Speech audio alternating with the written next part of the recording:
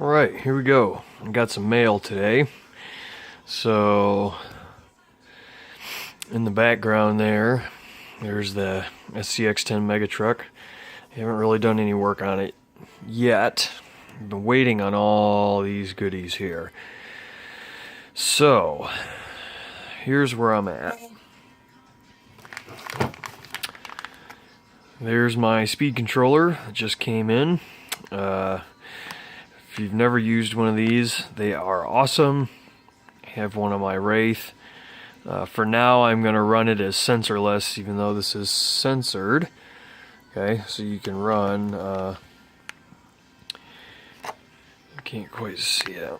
There is a sensor port right there. There it is.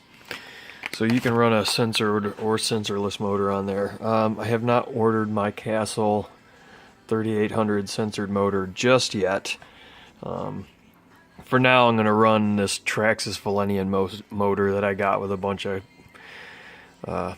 slashes that I bought from my buddy. So I'm going to use that in this for a little bit. But got some power right there. So I like the Servos servos. I have the 1211 in my Wraith, in my Revo, and my Savage. For this one I decided to try out the 1210. So the difference between the 1211 and the 1210 is the 1210 is a little bit slower but has more torque. The 1211 is a little faster and has less torque. So they're both good. They're both equally, you know, the 1211 is very fast, but I mean this thing is not slow by any means. And it's waterproof. And that's a mega truck, so it needs to be waterproof. That's for damn sure. So, there's most of my electronics. As far as receivers go, I use this 4PLS, so it can hold 40 models. So I just use the Futaba receivers. I use the ones without the antennas. You can get ones without antennas now, and you do not lose any range on those. The range on them is incredible. I'll shoot a video one of these days when I go out to this park that has a long range that I always test it out, see how far I can go.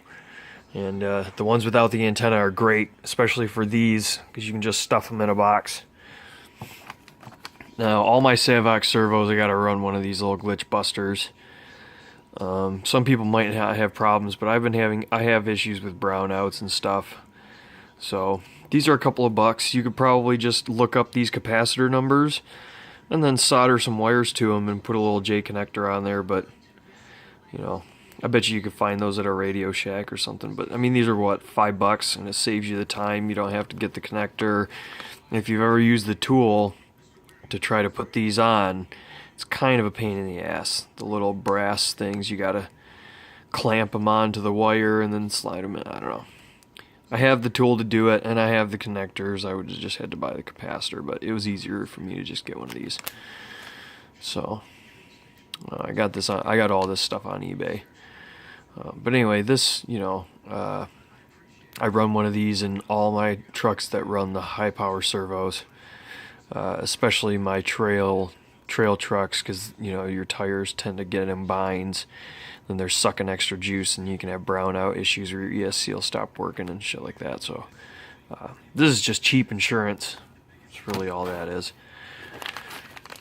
And these are the STRC shock mounts. So if you've watched my other video, even though these have the shock mounts here, I'm going to take these and actually put them on the truck.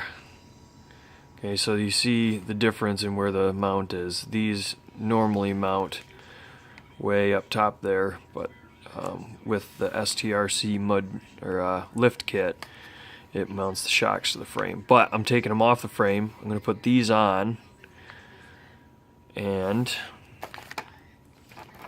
I'm going to use these for a lift kit, right? So this is going to mount to the shock tower here, and it's basically going to take my mounting point from here on the chassis and move it up a little bit. And I want to do that because these shocks are 105 millimeter and the ride height of it is a little too much for me. I want to drop it down just a little bit. It'll make the truck look better. It'll handle hopefully a lot better. Even though this thing's going to be kind of heavy and top heavy, you know, I want to try to make it still perform well. So anyway, that's what I'm doing with these. So these are the rear ones. There's the part number right there. And then I'm actually going to use, so they have that round body post hole in there, and it looks like you just slide a battery clip through there to hold it in. I think I'm going to be able to, or I'm going to use these and mount body posts to the underside of my hard body and try to, you know, use a hinge and then flip it up, post it through here, clip a body clip underneath of there. We'll see how that's going to work. I haven't quite made it to that stage yet. So those are the rears. These are the fronts. They are different. They're not the same. They are different. So there's your part number. So there's that stuff. Like I said, these are the Gearhead Lift kit. These are made out of Delrin. So nice and strong. Looks like they almost can't tell if they're 3D printed or if they're like ground that way or something. So these are the Gearhead Lift kit for the SCX10. And then something simple. I got my bearing caps. Kind of expensive, but I mean, if you think about how much time it takes for them to design all this stuff and make it, and well, we all know Vanquish makes the best parts that you can buy for these axial rigs. 100%. They're fantastic. The fit and finish is amazing, and some of the machining that comes out, especially like on those axle tubes and stuff, it's phenomenal. So there's my bearing caps for the front and the rear. And last but not least, this is the radio box I'm going to use. This is just a Traxxas / 4x4 radio box. I like the Traxxas boxes, number one, because they're waterproof. So it's got that little O-ring in there that goes around the outside. Some silicone grease on it. But anyway, not only because they're waterproof, they are cheap and plentiful. Because as you can tell with this one, it's not in manufacturer packaging. A lot of guys on eBay buy up trucks and then basically run a chop shop. Split them up, sell the parts. You end up getting good deals on it.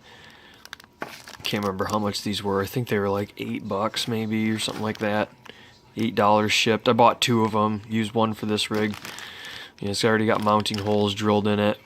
And to keep that even more waterproof, I always put a dab of silicone on there.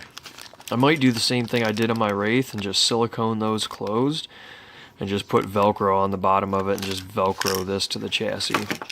My Wraith has taken some nasty tumbles, and that has 2 battery boxes Velcroed into the chassis and they don't move, so I think we'll be good. But anyway, so that's my haul for today.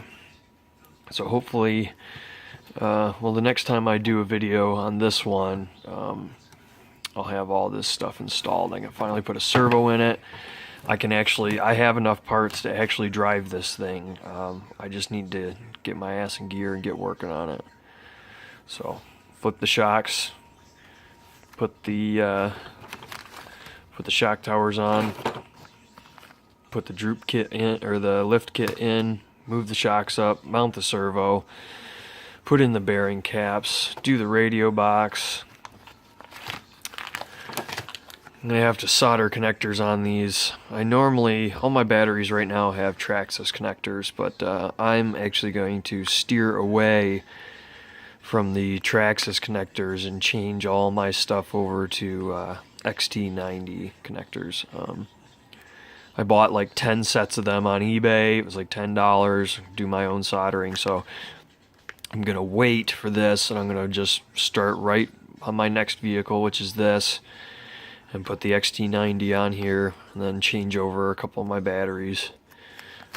So there's that. But hopefully tonight I'm going to get some work done on it, And then the next few days, starting Monday, I've got something coming in the mail that's going to eat up probably the rest of my time. And I'm going to let this thing sit for a little bit because painting the body is going to take forever. So I got the body all sanded up. I need to wash it and prime it, and then let the primer dry. I'm probably going to let the primer dry for about 2 weeks. And then I will do the paint, and I will let that dry probably for a week or two, sanding, paint another coat, clear coat, etc. So taking my time on the painting. I want it to harden up and dry perfect and look good. So that'll be cool. Alright, stay tuned for what I got coming up. Got something pretty fun, I think. And hopefully I can get some time off work, get some running videos. So, until next time.